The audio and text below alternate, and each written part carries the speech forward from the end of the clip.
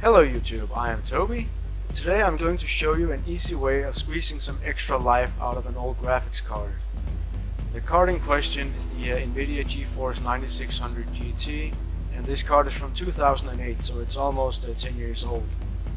The system I'll be using this card with consists of an AMD Athlon 845 quad-core processor and 8 GB of system RAM. Something cool about the Nvidia cards is the fact that they can use system RAM to bump up VRAM, meaning that the 512 MB of VRAM on this card goes up to 4 gigs. If you don't have MSI Afterburner, I would recommend downloading it, since this is what I'll be using to overclock this card today. To monitor the progress, I'm using Firmark preset 720p and the Resident Evil 6 benchmarking tool, and this was set at the lowest settings. I first ran the test at stock speeds, and that's 650 MHz on the core and 900 MHz on the memory. Firmark gave us a score of 587 points, and Resident Evil gave us a score of 3070 points, and thus the baseline has been set. The temperature never exceeded 48 degrees Celsius, so I have plenty of headroom. In MSI Afterburner, I bumped up the core speed to 700 MHz and the memory to 950 MHz. Firmark score rose to 640, and the Resident Evil yielded 3,323 points. So already a great increase in performance, and the maximum temperature rose to 51 degrees Celsius.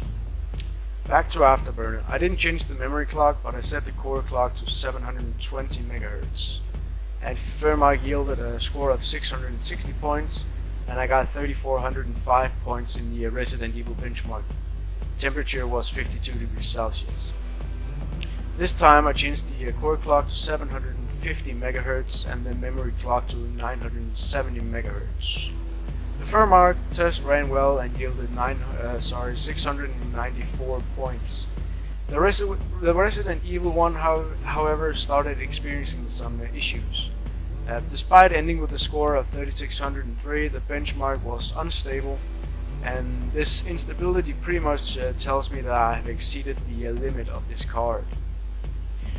Now it's time to dial the clock back a bit. I set the core clock to 730 MHz, but left the memory clock at 970 MHz.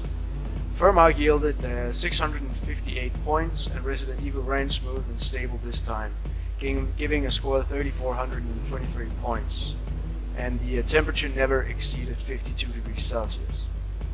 Alright, so from 15 minutes of work I managed to increase my graphics card's performance by 12%. Not bad if you ask me. The game that has been running in the background is Subnautica, and it was played on this very graphics card.